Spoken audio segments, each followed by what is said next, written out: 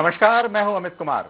Swaraj express में आपका स्वागत है। आप देख रहे हैं देश प्रदेश और आपके शहर की नब्ज टटोलने वाला हमारा खास कार्यक्रम बिग डिबेट। आज हम आपसे चर्चा करेंगे भरोसे के भूपेश, क्योंकि नेशनल हेराल्ड मामले को लेकर राहुल गांधी से मैराथन पूछताछ जारी है। ईडी के तमाम सवालात का सामना राहुल गांधी कर रहे हैं, लेकिन इसी पूछताछ पर कांग्रेस में आक्रोश देखा जा रहा है और गांधी परिवार के इस संकट की घड़ी में छत्तीसगढ़ के मुख्यमंत्री भूपेश बघेल मंत्रिमंडल और कांग्रेस के तमाम कुनबा के साथ दिल्ली में डटे हुए हैं। आज चर्चा इसी मुद्दे को लेकर है, और लेकिन उससे पहले देखिए ये रिपोर्ट।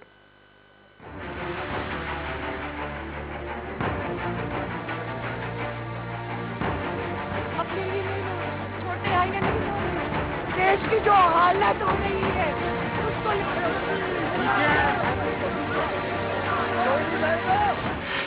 ईडी के सवाल पर कांग्रेस में उबाल। पूछताछ के 5वें दिन जोरदार बवाल। विरोध में खड़े कांग्रेस मोर्चे पर डटे बघेल। ये हालात हैं इन दिनों देश के, जहां नेशनल हेराल्ड का मामला सुर्खियों में है और नेशनल हेराल्ड का मामला नेशनल पॉलिटिक्स का मुद्दा बन चुका है। देश में अलग अलग राज्यों से कांग्रेसी दिल्ली की तरफ कूच कर रहे हैं, तो वहीं इन दिनों कांग्रेस के संकट मोचक भूपेश बघेल सक्रिय भूमिका में नजर आ रहे हैं। दरअसल ईडी और केंद्र सरकार की कार्यप्रणाली पर विपक्ष आक्रामक है। छत्तीसगढ़ के सीएम भूपेश बघेल और कांग्रेसियों ने सरकार के खिलाफ मोर्चा खोल दिया है। विरोध प्रदर्शन में भूपेश बघेल की भूमिका बेहद ही खास है। छत्तीसगढ़ सरकार के सभी मंत्री और विधायक दिल्ली में मौजूद हैं।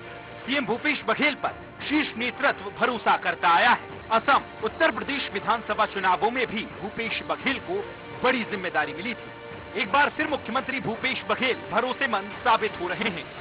राहुल गांधी को भूपेश बघेल मनोवैज्ञानिक सपोर्ट दे रहे हैं। वहीं इस मुद्दे को लेकर छत्तीसगढ़ में भी राजनीति गरमाई हुई है। मुख्यमंत्री, मंत्री और सभी विधायकों की दिल्ली में मौजूदगी को लेकर भाजपा ने कांग्रेस पर तंज कसा है। वहीं कांग्रेस का कहना है कि भाजपा लोकतंत्र विरोधी है। सरकारी एजेंसियों का दुरुपयोग करके विपक्ष को डराया जा रहा है। पूरा मंत्रिमंडल और विधायक भी जा रहे हैं और छत्तीसगढ़ कांग्रेस विहीन एक सत्ता देखने को मिलेगी, जहां पर न मंत्री है, न मुख्यमंत्री है, न विधायक है। जिस बात को लेकर जनता ने इनको चुना कि यहाँ पे छत्तीसगढ़ का विकास करेंगे, अच्छा काम करेंगे, लेकिन ये परिक्रमा लगाने से बाज नहीं आ रहे हैं। देखिए, भारतीय जनता पार्टी लोकतंत्र विरोधी है। जिस प्रकार से केंद्रीय जो सरकारी संस्थाएं उसका दुरुपयोग करके विपक्ष नेताओं को डराया जा रहा है, ये इनके लोकतंत्र विरोधी होने का जीता जाता प्रमाण है। कांग्रेस नेता, कांग्रेस के विधायक मोदी सरकार से लोकतंत्र को आजाद कराने के लिए दिल्ली जा रहे हैं। मोदी सरकार के चुंगल से ईडी और लोकतंत्र को मुक्त कराने के दिल्ली जा रहे हैं। बहरहाल देश में एक बार फिर से नेशनल हेराल्ड का जिन निकल आया है। ऐसे में सियासी उफान भी है, एक दूसरे पर वार पलटवार है, बड़े सवाल है। ऐसे में देखने वाली बात ये होगी कि आने वाले समय में नेशनल हेराल्ड के मामले को लेकर किस तरह की सियासत देखने को मिलती है। सलमान खान, स्वराज एक्सप्रेस। इस समय हमारे साथ चर्चा के लिए जुड़े हुए हैं सुरेंद्र शर्मा जी, कांग्रेस के वरिष्ठ नेता हैं और प्रवक्ता हैं, और बीजेपी की तरफ से सुंदरानी जी हैं, जो दोनों छत्तीसगढ़ से जुड़े हुए हैं। और इस समय हमारे साथ स्टूडियो में मौजूद हैं जो वरिष्ठ अधिवक्ता हैं संजय जी। सबसे पहले शुरुआत करेंगे हम कांग्रेस के जो वरिष्ठ नेता हैं उनसे। ये बताएं कि इतनी बड़ी कांग्रेस में क्या भूपेश बघेल के साथ पूरी कांग्रेस डटी हुई है, इसको किस मायने में आप देखते हैं? देखिए, दरअसल में इसको अगर छोटा मोटा विषय नहीं मानना चाहिए। जिस तरह से राहुल गांधी जी के साथ पिछले 5 दिनों से भूपेश बघेल की पूछताछ हो रही है, अगर वास्तविक में उन्होंने कोई गलत किया है और आपके पास कानूनी सबूत है तो गिरफ्तार कीजिए ना, क्यों गिरफ्तार? ये 10-10 घंटे की पूछताछ में वहां फिरा के वही बात है। और दरअसल में देश में कांग्रेस में आक्रोश इस बात का है कि माननीय प्रधानमंत्री जी नरेंद्र मोदी जी जब देश में सरकार बनाए तो उन्होंने कहा था विदेश में इतना काला धन है कि अगर वो पैसा आ जाए तो 15-15 लाख रुपए एक लोगों को मिल सकता है। देश ने आज तक कभी भी ईडी को ऐसे लोगों से पूछताछ करते हुए नहीं देखा या कभी ये नहीं बताया कि विदेश में खाते किनके किनके हैं और कौन कौन लोग इसके लिए जिम्मेदार हैं। इसी तरीके से तमाम जो मेहुल चौकसी पैसा लेकर भाग गए, विजय माल्या के ऐसे 11, 12, 13 लोग देश का बैंक का पैसा लेके भाग गए, उनके खिलाफ कड़ी कार्रवाई करने में भारतीय जनता पार्टी की सरकार के हाथ पांव फूलते हैं।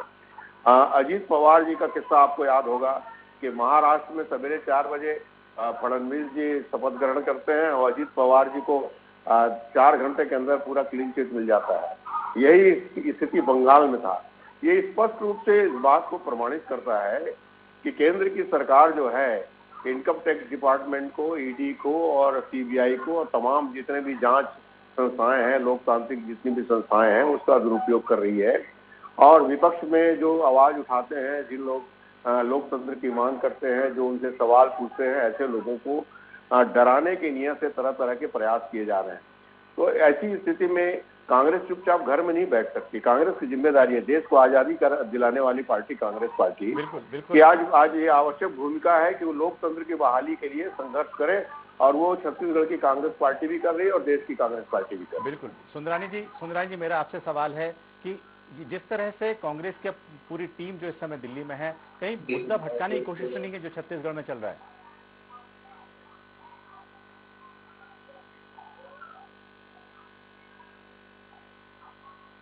सुंदरानी जी, आपको सवाल, सुंदरानी जी, लगता है उन तक आवाज नहीं पहुंच पा रही है। इस समय हमारे साथ जो स्टूडियो में हैं संजय गुप्ता जी हैं, उनसे पूछते हैं। ये बताएं कि पूरा मामला आपको, जिस तरह से राहुल गांधी से पूछताछ चल रही है, आपको क्या लगता है कि आगे किस तरह के और कितने दिन और पूछताछ हो सकती है? देखिए, इसकी कोई लिमिटेशन नहीं होती है। सीबीआई पे क्लियर हो गया है, ईडी पे क्लियर हो गया है। माननीय सुप्रीम कोर्ट ने कहा कि हम किसी भी जांच एजेंसी को ये नहीं कहेंगे कि जांच किस तरह से करे।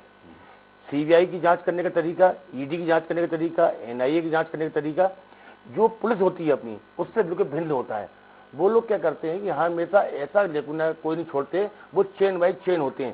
पहली बात तो उनको लिमिटेशन का बिल्कुल बाहर है, इनको कोई लिमिटेशन से बांध के नहीं दिया गया है। यहाँ पर जैसे आईपीसी सीआरपीसी 467 का प्रावधान है, 468 का प्रावधान है कि जैसे जितनी सजा हो उतने दिन में आपको चालान पेश करना पड़ता है। लेकिन ये लोग एक्सेप्टेड हैं, ये ऐसे रिमांड का है। ये जो पुलिस वाले रिमांड लेते हैं, इनको मैक्सिमम 14 दिन का रिमांड मिलता है। लेकिन सीबीआई हो, ईडी हो, इनको कोई रिमांड नहीं करते।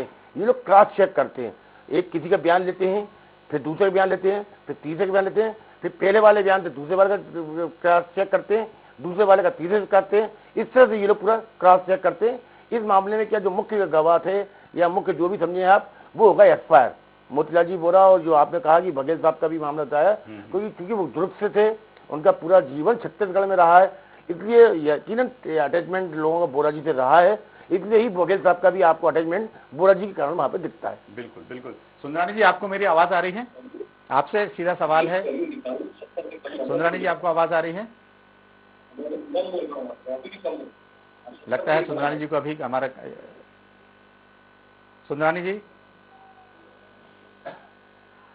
बिल्कुल बिल्कुल बिल्कुल। सुंदरानी जी, आपसे सीधा सवाल है कि जिस तरह से कांग्रेस के पूरे नेता दिल्ली में डटे हुए हैं, जो एक मामला था यहाँ पर 2.5 साल वाला जो मुख्यमंत्री बनने का, वो लगता खत्म हो गया है। बीजेपी का कोई ऐसा मुद्दा रहेगा नहीं।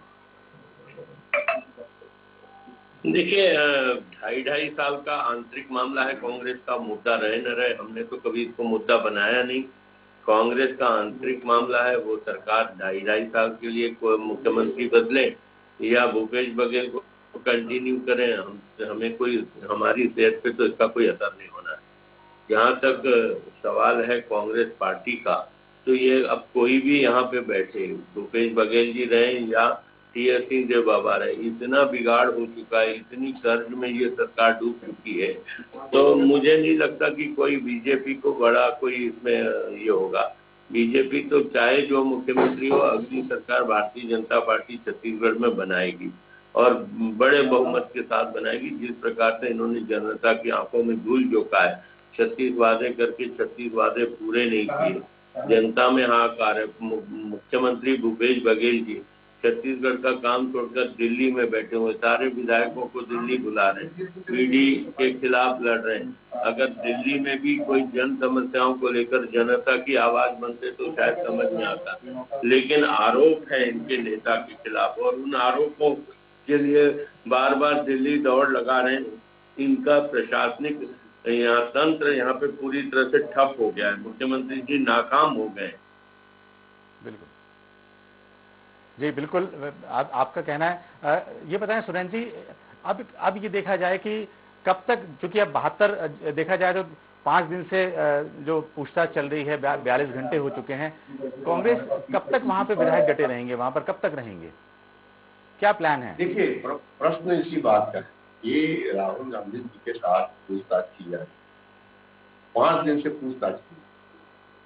पूरे देश में तो प्रश्न यही है ना कि खाली एक जो राहुल गांधी जी या हेराल्ड का जो विषय है, उसके अलावा देश में विषय नहीं है क्या? और उन विषयों में क्या हुआ? आपने आपके भारतीय जनता पार्टी में तो जैसे ही प्रवेश करते हैं तो आपके पास वॉशिंग मशीन है, तो पूरा धूल के चमकदार होकर के बाहर निकल आते हैं। उनका चरित्र एकदम ठीक हो जाता है, उनकी सारी बातें ठीक हो जाती है। जब तक वो विपक्ष में रहते हैं तो उनके ऊपर कई तरह के आरोप होते हैं। मैं ये कह रहा हूँ कि भारतीय जनता पार्टी के इशारे पर केंद्र की जो संस्थाएं हैं वो लगातार कांग्रेस पार्टी को डराने की कोशिश, उनको हतोत्साहित करने की कोशिश कर रही है। मगर मैं आपको एक बात जरूर बताना चाहता हूँ आपके चैनल के माध्यम से कि जितने ज्यादा आप जुल्म करेंगे, जितने ज्यादा आप सितम करेंगे, जितने ज्यादा आप डराने की कोशिश करेंगे, देश की जनता और कांग्रेस पार्टी उतने ही ताकत के साथ खड़ी होगी। और आप इस बात को भूलिए मत, 1980 की बात है, 1979 की बात है, जब श्रीमती इंदिरा गांधी को जेल भेजने की गलती किया था जनता पार्टी की सरकार ने, और उसके वजह से जनता पार्टी जो है कई वर्षों पीछे चली गई थी। तो भारतीय जनता पार्टी खामखा ऐसे गलतफहमी में रहे मत, देश को आजादी दिलाने वाले कांग्रेस पार्टी की कुवत को कम करके मत आए। और दूसरी बात यह है कि जो लोकतांत्रिक व्यवस्था है उसके प्रति पूरे देश की आस्था है। और हम तो कह रहे हैं ना कि आप हमारे मुखिया माननीय भूपेश बघेल जी ने तो मांग किया है कि आप वहां पर ऑडियो वीडियो लगा दीजिए, CCTV लगा दीजिए, राहुल गांधी जी की आप पूछताछ हो रही है, पूरा दुनिया देखे, लोग तो समझे तो हिंदुस्तान में क्या हो रहा है। कुल मिला के बात बिल्कुल आपने ठीक है। ये बताएं संजय जी, मैं हमारे जो यहाँ पर अधिवक्ता हैं उनसे पूछना चाहेंगे, क्या ऐसे मामले को डील करने का यही तरीका है जिस तरह से पूछताछ चल रही है? नहीं, इतनी जो लंबी पूछताछ नहीं करते हैं, इतनी क्या करते हैं ये लोग कि जितने भी गवाह, हालांकि तो जमानत पे हो चुके हैं ये लोग, जमानत के बाद इन्होंने ऑलरेडी पहले एक चालान पेश करते हुए ईडी वाले को, ईडी में इनकी जमानत हुई थी, बोरा जी की, राहुल जी की, सोनिया गांधी जी की, सबकी जमानत हो चुकी है। अब ये उसका री इन्वेस्टिगेशन कर रहा है, ये पुनः जब ये जांच कर रहे हैं, तो मैं नहीं समझता कि इसमें इतनी कोई लंबी पूछताछ कभी की जाती है। लंबी पूछताछ, कोई जो मुख्य जो गवाह थे इसमें, ये मोतीलाल जी वोरा, वो एक्सपायर हो गए, अब उसकी क्रॉस चेकिंग तो हो सकती नहीं है इसमें। अब ये जो रह गए, ये जो इसके सोनिया गांधी, राहुल गांधी, वो है, मैं समझता हूँ इतनी लंबी पूछताछ करने का कोई अभी कोई औचित्य नहीं लगता मुझे। कोई आज तक मेरे इतने उदाहरण आए हैं कि हमारा तो 84 में बार्नेट एंडरसन का हुआ, उनसे भी वो जो मुख्य अभियुक्त थे गोखले, जय, मुकुंद, उनसे भी पुलिस ने 2-2 घंटे 3-3 घंटे जांच करी है। ये व्यापम में 700-800 करोड़ घोटाले हुए हैं। ये यहाँ भी उन्होंने, व्यापम ने भी 3-3 दिन में, सीबीआई ने, इधर सीबीआई ने 3-3 दिन में उनसे रिमांड लिया, उनसे पूछताछ करी, आपने कितने रुपए लिए, उनका रिमांड लेके जुडिशियल रिमांड ले लिया इन्होंने। देखिए, इतनी लंबी पूछताछ मैं सोचता हूँ कभी देखी नहीं गई है। जी सुंदरानी जी, आपसे एक सवाल यह है कि कांग्रेस हमेशा आरोप लगाती है कि ये पूरी कार्रवाई हो रही है बदले की भावना से हो रही है, तो इस पे क्या कहना है पार्टी का? नहीं, बदले की भावना से क्या कार्रवाई हो रही है? ईडी में उनके खिलाफ आरोप है, खुला आरोप है। मोदी जी प्रधानमंत्री बनने के पहले ईडी का सामना कर चुके, घंटों बैठ चुके हैं। हमने तो इशू नहीं बनाया उसको, हम तो सड़क पे नहीं निकले। आरोप है, आरोप का जवाब देना चाहिए। आरोप है, उसको अदालत में दूध का दूध, पानी का पानी हो जाएगा। लेकिन ईडी जो कार्रवाई कर रही है, ये कहना कि भारतीय जनता पार्टी के दबाव में ये एजेंसियां काम कर रही है, बेबुनियाद आरोप है। अमित शाह जी ईडी का सामना कर चुके हैं, मोदी जी ईडी का सामना कर चुके हैं, इनको दिक्कत क्या है? और फिर पूरी कांग्रेस पार्टी पिछले 5 दिनों से वहां पे प्रदर्शन कर रही, संघर्ष कर रही है। तो क्या जनता के मुद्दों के लिए संघर्ष कर रही है कि अपने नेता के प्रति आस्था व्यक्त करने के लिए? जिसके खिलाफ आरोप है उसके साथ खड़ी होकर कांग्रेस पार्टी क्या दिखाना चाहती है कि जिसके खिलाफ आरोप होंगे उसके साथ कांग्रेस पार्टी? फिर मैं दूसरी बात पूछता हूँ, पी चिदम्बरम जी कुछ समय पहले ईडी का सामना कर रहे थे और जेल भी गए। उस वक्त कांग्रेस पार्टी को होश नहीं आया कि ईडी का दुरुपयोग हो रहा है। तब ये कांग्रेस पार्टी कहाँ थी? आज राहुल गांधी जी के साथ खड़ी है, उस वक्त पी चिदम्बरम साहब के साथ क्यों नहीं कांग्रेस पार्टी खड़ी दिखी? अगर ईडी गलत थी तो उस वक्त भी गलत थी, ईडी गलत है तो आज भी गलत है, और सही उस वक्त थी तो आज भी सही है। पी चिदम्बरम साहब के साथ तो कभी राहुल गांधी जी, प्रियंका गांधी जी या सोनिया गांधी जी नहीं गए, विधायक नहीं गए, मुख्यमंत्री नहीं गए, आज जा रहे। तो मतलब ये सिर्फ राहुल गांधी को बचाने का प्रयास, दबाव बनाना चाहते हैं ईडी के ऊपर। तो ईडी दबाव में थोड़ी आएगी, ईडी तो एक एजेंसी है, कोई राजनीतिक पार्टी थोड़ी है जो ईडी दबाव में आएगी। सुरेन जी, इस सवाल का आप जवाब देना चाहेंगे, जिस तरह के आरोप जो है लगाए जा रहे हैं अभी? देखिए, सीधी सीधी बात यह है कि आपको याद दिलाना चाहता हूँ कि जब जवाहरलाल नेहरू और महात्मा गांधी के ऊपर जब अंग्रेजी सरकार कार्रवाई करती थी पूरा देश, तो राहुल गांधी हमारे नेता हैं, सोनिया गांधी हमारी नेता है, हमारे पार्टी के अध्यक्ष। और बात दरअसल ये है कि अगर सिर्फ एक सामान्य रूप से आप खाली पूछताछ करते चंद घंटों में, 2-4 घंटों में, पहले दिन राहुल गांधी गए तब तो कोई इस तरह की बात नहीं हुई। आप 5 दिन तक 10-10 घंटे पूछताछ करेंगे तो देश की यही जानना चाहता है ना कि खाली इन्हीं लोग हैं क्या इनके ऊपर आरोप है। मैं तो कह रहा हूँ, मैं आप प्रश्न फिर से दोहरा रहा हूँ कि जनता के बीच में कि आपने तो दावा किया था कि विदेश में 6 अरब डॉलर से अधिक विदेशी कालाधन जमा है। तो आप कितने विदेशी कालाधन वालों के खिलाफ आज तक आपने जांच की? कितने लोगों के खिलाफ कार्रवाई की? कितने लोगों से पूछताछ की? देश को बताइए ना, कितना विदेश का कालाधन इस देश में आया, इसको बताइए ना। नोटबंदी लागू करते हुए आपने कहा कि देश का कालाधन बाहर आएगा, देश को बताइए तो कितना देश का कालाधन बाहर आया। ये इस तरह से लगातार भारतीय जनता पार्टी 8 सालों से लगातार लोकतांत्रिक जितने भी संस्थान है उनको कमजोर करने का प्रयास कर रही है, लगातार विपक्षी नेताओं को डराने का प्रयास कर रही है।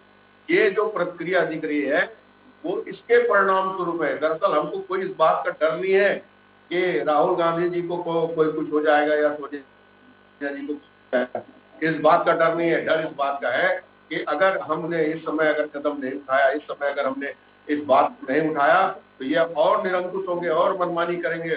और ये जो तानाशाही रवैया है, ये जो लोगों को डराने का जो तरीका है, आज एक घर से लेकर आने वाले समय में 10 घर किया जाएगा।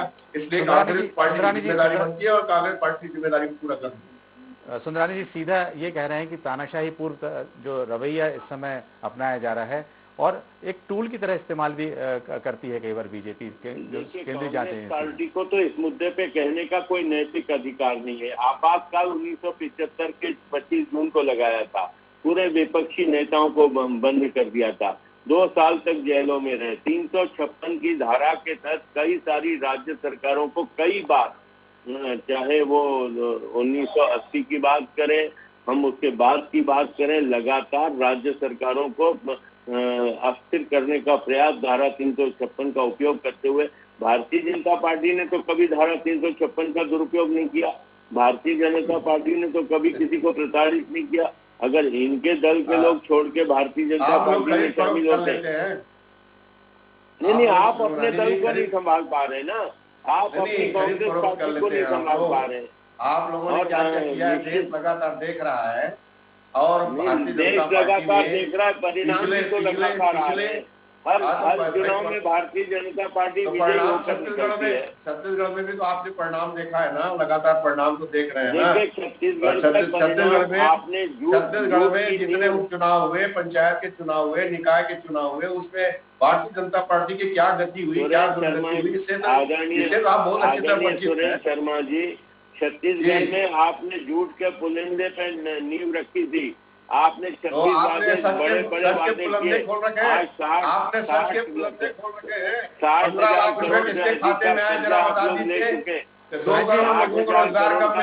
छत्तीसगढ़ की जनता पे आपने लाभ दिया। आज छत्तीसगढ़ की हालत क्या है? सर के बदले 10 सर आपने कब लाया बता दीजिए। आपने विकास के काम पूरे बताइए ना, झूठ के बुलंदे तो आपके पास है। भारतीय जनता पार्टी झूठ बोलने किसी का नहीं है। सुरेन जी, आपको रोकना चाहूंगा मैं, ये बताएं कि देखिए बहुत सारे आरोप प्रत्यारोप भी हुए, लेकिन एक जो सवाल ये है कि पूरा मंत्रिमंडल है और जो बीजेपी का भी जो मैं सुन रहा था इसमें आरोप जो लगाया गया है कि मुख्यमंत्री वहां पर हैं, पिछले कई दिनों से हैं, आज पूरे मंत्रिमंडल को बुला दिया है। छत्तीसगढ़ में अब कैसे काम होगा, क्या होगा? देखिए, मैं एक बहुत बढ़िया उदाहरण दे रहा हूँ आपको। अभी कुछ दिन पहले जांजगीर जिले में राहुल साहू जो है बोरवेल में गिर गया था, आपको याद होगा, और हमारे मुख्यमंत्री दिल्ली में थे, मगर वो पल पल उसके ऊपर निगाह रखे हुए, बात तो हर क्षण उसके जानकारी ले रहे थे। आज तो नया टेक्नोलॉजी का जमाना है, मुख्यमंत्री दिल्ली में रहे चाहे कहीं पर भी रहे, छत्तीसगढ़ की उनकी निगाह है, छत्तीसगढ़ के तमाम अधिकारी उनके संपर्क में है और यहाँ किसी किस्म की दिक्कत नहीं है। हम लोग सब मिलजुल करके सरकार अच्छी स्थिति में चल रही है और किसी को किसी किस्म की समस्या का सामना नहीं करना पड़ रहा है। आज अगर देश में लोकतांत्रिक समस्याएं हैं तो प्राथमिकता के आधार पर उसको लेना ही पड़ेगा और लेना ही चाहिए, और वही काम हमारे माननीय मुख्यमंत्री जी कर रहे हैं और यही काम उनको करना भी चाहिए। बिल्कुल। मैं एक सवाल संजय जी से पूछना चाहूंगा जो हमारे साथ हैं। ये बताएं कि इस तरह का मामला अभी और पूछताछ होना बाकी है, सोनिया गांधी से पूछताछ होना बाकी है, तो लगता है कि ये मामला जो है जल्दी से कंट्रोल में होगा? नहीं, जिस तरह की इनकी ईडी की चाल है, धीरे चाल है, कछुआ गति चाल चल रहे हैं ये लोग। इससे पहले 4 महीने पहले बोरा जी को बुलाया, इससे 5 महीने पहले किसी और को बुलाया, फिर सोनिया जी से पूछताछ होना है। इनको कोई लिमिटेशन तो है नहीं। मैं हालांकि कोई इसको पॉलिटिकल नहीं देखता, लेकिन अभी जिन्होंने ये कहा है, अभी ये बीजेपी के एमएलए साहब ने कि चिदम्बरम साहब के साथ को कांग्रेस खड़ी नहीं हुई, मैं आपको याद दिलाना चाहता हूँ कि सोनिया गांधी बाकायदा जेल गई थी, चिदम्बरम से मिलकर आई थी और उनसे पूरी सहानुभूति थी। उस समय उनके साथ पूरी सहानुभूति थी। आज भी राहुल जी के साथ बात करना नहीं है ये सोनिया गांधी के साथ जो हो रही है, जो जिस तरह से ईडी का व्यवहार है, इसके प्रति लोगों का आक्रोश है। और ये हमेशा होता है जब भी कोई नेता होता है, जैसे अभी तो ये पहली बार नहीं हो रहा है। आप देखिए, जब भी एमएलए सरकार गिरती है तो पूरे एमएलए शिफ्ट हो जाते हैं जयपुर, या पूरे का पूरा एमएलए बेंगलोर चले जाते हैं। ये पहली बार नहीं हुआ कि कोई सरकार वहां जा रही हो या वहां से आ रही हो। जब भी कोई लगता है कोई जरूरत है किसी को वहां एमएलए की या एमपी की, लोग जाते हैं, इसमें कोई वो वाली बात नहीं है। और जहां तक ये बात सही है कि ईडी का सामने प्रदर्शन से किसी भी जगह एंट्री को फर्क नहीं पड़ता है। मैं आपको यहाँ याद दिलाऊं, 2-3 दिसंबर 1984 को गैस कांड हुआ था। जिस दिन फैसला आना था उस समय भोपाल में कम से कम 20,000 लोग कोर्ट के सामने खड़े हुए थे, और कोई कह रहा फांसी दो, कोई कह रहा उम्र कैद दो, कोई कह रहा तो उसको टांग दो। लेकिन जो लॉ में प्रोविजन था कि 2 साल तक की सजा दी जा सकती थी, तो वही न्यायाधीश ने किया कि उन्होंने ये नहीं देखा कि पब्लिक क्या मांग कर रही है, फांसी की मांग कर रही है। 90% 20,000 लोगों फांसी की मांग कर रहे थे, कोई आजीवन की मांग कर रहा था, लेकिन कोर्ट ने कर नहीं।